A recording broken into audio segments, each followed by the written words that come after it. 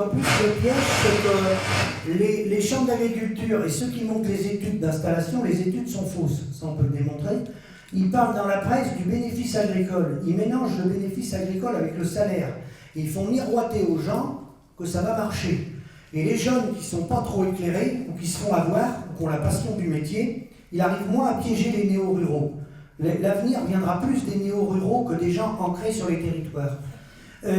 Il arrive à les piéger, par exemple, ils ont balancé là, que le revenu des producteurs de lait 2022 avait été de 32 000 €.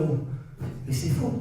C'est un bénéfice agricole. Il ne tient pas compte de l'endettement, il ne tient pas compte de salaire, il ne tient pas compte de la rémunération des capitaux. C'est un chiffre qui ne veut rien dire. Le chiffre, il est autour de 15 pour 2022. Vous voyez, faites 15, la moyenne, hein, parce que 40% des agriculteurs gagnent moins de 350 €. Hein, et c'est dans les éleveurs qu'on les retrouve. La solution, la solution, si vous voulez, alors déjà, la solution sur le plan international, c'est de sortir de ce modèle-là, de sortir et de prendre un schéma sur la base de la charte de La Havane, qui avait été abolie par le Sénat américain le 24 mars 1948. C'était quoi? C'était de la coopération entre les États. C'est beaucoup les pays qu'on appelait les non-alignés qui s'étaient rassemblés à La Havane, c'est pour ça que ça s'appelle La Havane, qui voulaient suivre ni le modèle soviétique, ni le modèle ultralibéral dans lequel on est, américain, anglo-saxon. Et ça s'appelait la charte de La Havane.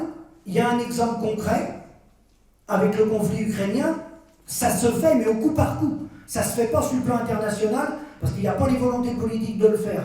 Vous avez par exemple le blé en Ukraine. Il y a des gens qui viennent de se comporter comme la charte de La Havane, c'est la Pologne, la Bulgarie, la Hongrie, ils ont refusé le blé ukrainien. Parce qu'ils ont dit, nous, on ne veut pas que les excédents de l'Ukraine viennent faire crever nos producteurs. La coopération, c'est ça. C'est de faire des échanges réciproques, mais ne pas faire ça, là. Sodial exporte de la poudre de lait, ne paye pas ses producteurs en France, puisqu'on ne gagne pas notre vie, et il exporte de la poudre de lait au Burkina Faso, financé par nous.